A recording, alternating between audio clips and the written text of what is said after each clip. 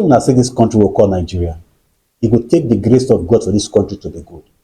I don't even think this country feel good because all the policy and programs where every institution they roll out for this country is not in tandem with what the people want. And it beats my mind that who are those who are making policy and programs for this particular government and this particular people. Now, I've been hearing one information long before now, but I say make I not do a proco, make I really get the facts about this before I come talk am. But I've been able to get fact now, say Inec don't decide, say the next election will come for 2027. Because Tinubu needs to win and must win by any means, they can say now prisoners will vote in the next election. And I can ask myself this question, say, how many countries in the world allow prisoners to vote in the election?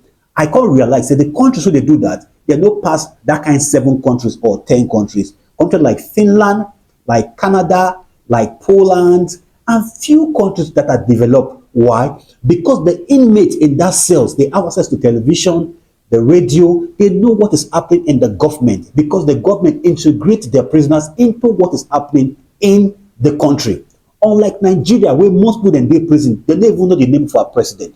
So those kind of people, what will inform their decision for who to vote when the time of election comes? And not that alone. When the time comes to vote to election, who will determine who vote or who no vote during the course of election in that prison yard? Nigeria, my country, I hail you. What Inec chairman should push for should have been diaspora voting.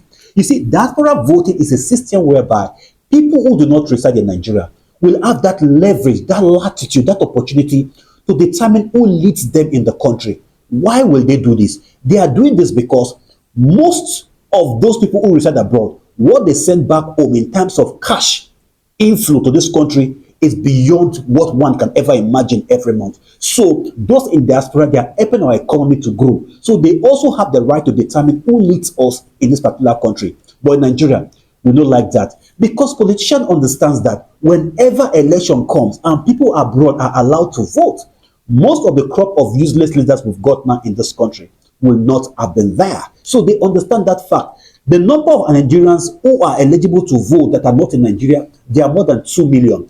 Imagine 2 million people cast their vote for a candidate. That is going to have a tremendous change in the pattern of election. So our politician understands this fact that if they go in for diaspora voting, so a lot of them will not be there as president or governors or senators or rep members or House Assembly members in their various states and their senatorial district. So that is the main reason why the basic thing we are not going to do it. We'll leave the basic thing and be doing things we will not add value.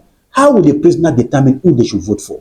For crying out loud, my colleagues from India, from Pakistan, from Belarus, from Poland, from Finland, from US, from Canada, all of them, when election comes for their country, they go and vote. So in a big mind, anytime I see them going to vote, they say we are going to vote. India goes for BDJ. They mention their parties. I fell in love with it, but I say, oh my country, Nigeria, when are we going to get to that particular state? I don't blame our president.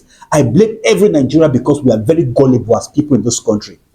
Every political party, no political party in Nigeria has an ideology. When it comes to Nigeria now, you ask an adult, that which political party do you belong? You go say blood of Jesus. One goes say lie. They will use their Muslim and Christian slogan to disassociate themselves from political party because we see political party or politicians as people who are not what aligning ourselves with. Why? Because most political parties in this country do not have an ideology. So since they don't have an ideology, we don't want to align ourselves with them. The danger here is this policy that is being pushed by Inec, at the end of the day, will backfire. If a prisoner has the right to vote, he should have the right also to be voted for. The great America do not even allow prisoners to vote. Why then is Nigeria, a country that is not on a fit, is struggling to make a prisoner vote? A prisoner that you guys fail to feed, the same prisoner that want, they come for during election. Tinubu must win. By all means, Abi, God, they watch all of us. Nigeria, my country, I hail.